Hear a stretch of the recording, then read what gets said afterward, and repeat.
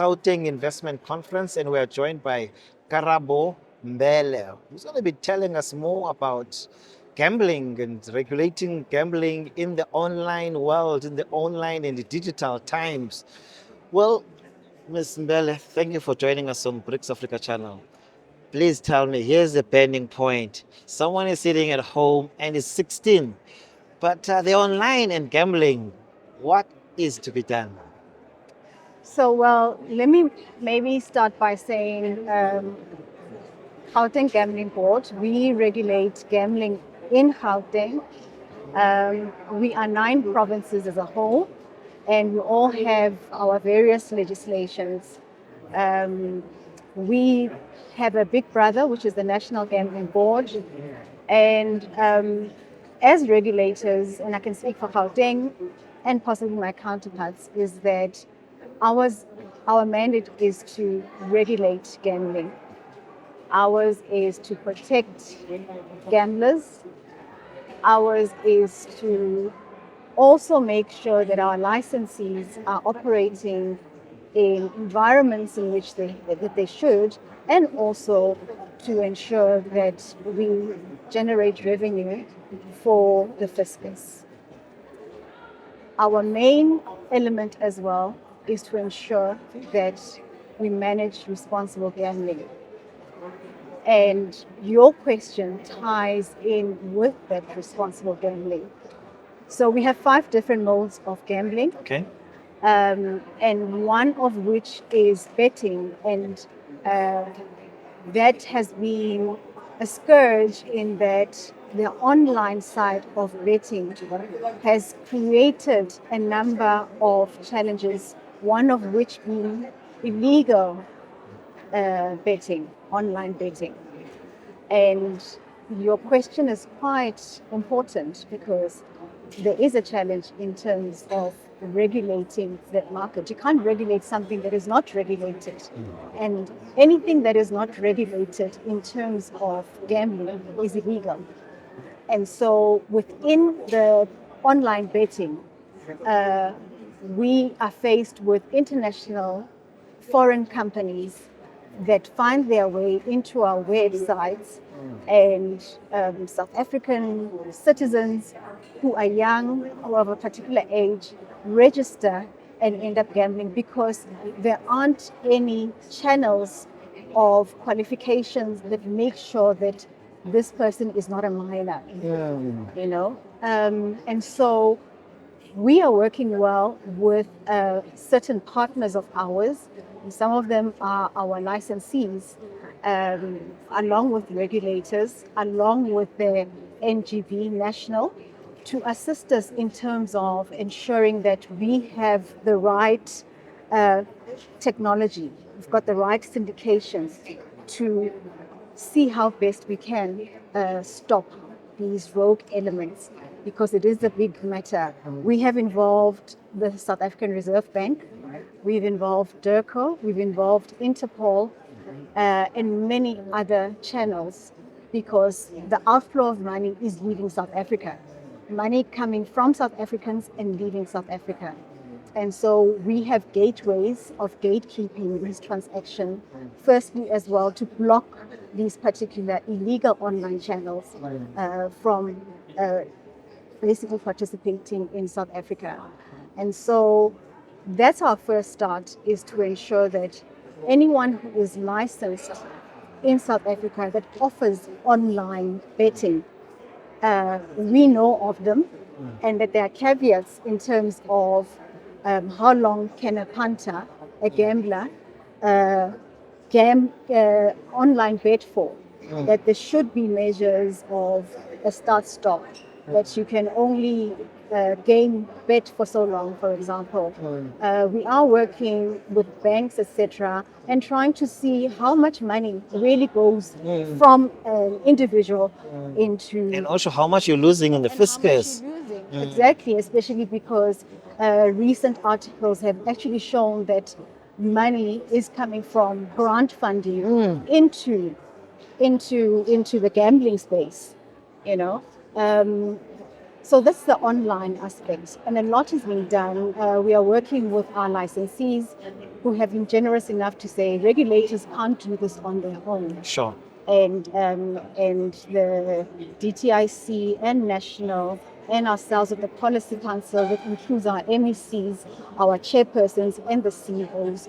We are working together to get this right, and we will get it right. And that is our commitment to the public, that we are working together, because also licensees don't want to lose money to illegal people who are offering betting or even illegal gambling, for example, because our casinos are also losing a lot of money on that end. So, so that's that. Then I also wanted to cover our landline, Sure. our land-based gambling. Land-based gambling really creates a lot of jobs. You know, from a tourism perspective, whether it's your casinos, from a bookmaker's perspective, from a job creation perspective with our limited payout machines, especially in the townships. From a manufacturer's point of view, because the manufacturers create these particular machines and then they're placed in casinos, they're placed in the township businesses. And what's happening now is the illegal operators who place themselves and hide are taking a lot of revenue from our licensed operators. And we see more and more of them closing, meaning less and less jobs available, meaning also less and less tax that would come from licensed operators comes to the fiscus of our province and many other provinces. And so that's an element that we are working hard on. However, we have limited resources in terms of personnel. And it's one thing that we are focused on from a government point of view, from a department point of view, is to resource ourselves even further. I must add that we're working with the police when it comes to the raids, we're working with the court systems when it comes to court orders. So it is a concerted effort, and working together does really help, but it does also have its stumbling blocks in terms of availability. But there are challenges within the space, and there are a lot of opportunities as well in this space. And what type of opportunities? Someone was telling me that a lot of my friends from Beijing, they like OR space because they can fly from Beijing and enjoy themselves and go gamble, and then the next morning they go home. Definitely with gambling, anyone who's of a particular age, a reasonable age, sound mind, can gamble. The limitations are limitations, of course, according to behavior. The facilities also have clauses in terms of how to participate and how to behave. So yes, you'd have people coming from different parts of the world, different parts of the country, coming to enjoy their time in those facilities. Gambling itself is an entertainment, it's a form of entertainment. It's just when people start taking it a bit too far and it becomes an addiction. And it's those addictions that we want to curb, because enjoy yourself and have fun. And as a result, everyone really enjoys, and we regulate and we ensure that those who have won get their fair share of winnings, and the taxes come to the government, and the licensees get to have their portion of what is meant to be for them. And just in the whole tourism space, what percentage would you say that Gauteng brings at least 3% of tourism who are really known gamblers, whether it be from Ethiopia, whether it be from Russia? Do you know any figure that I could think of? So we are out on a study right now. We've commissioned a study, and it should be out in May. That's we just are looking at our stats. Gauteng Tourism Authority is very good on those stats. We haven't come through in terms of the gambling stats. What we used to have, and I think it's 10 years plus ago, was something called junkets, where we would then have a license and we'd know that we are having tourists coming from a particular country, and they're coming solely to enjoy their holiday and gamble. We haven't had those in a number of years, and also because of privacy. People would rather not say, I'm from this country and I'm here to gamble. It's an individual sport at this point, and so we won't have those numbers for privacy reasons, not unless they come as a group and they are able to declare that this is who we are. So for declaration sakes and all of that, we just keep it. And tell me, what is your level of, when you talk about Las Vegas, Yeah. everyone wants to go to Vegas. As Gauteng, where is the Vegas of Gauteng, where you know that, okay, you could be coming from anywhere in the continent to say, you know what, I'm going to spend 3 days a weekend in Vegas of Gauteng.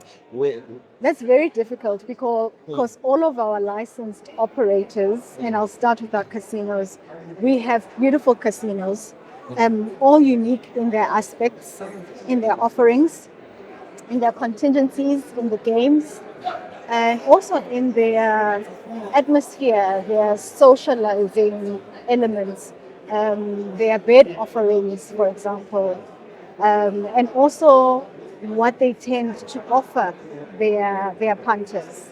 And so I think there's a preference from the various punters because they do move around and they have their own Vegases within Gauteng. We are happy with the standards of the facilities that we offer. We are also helped by Gauteng Tourism to measure those standards.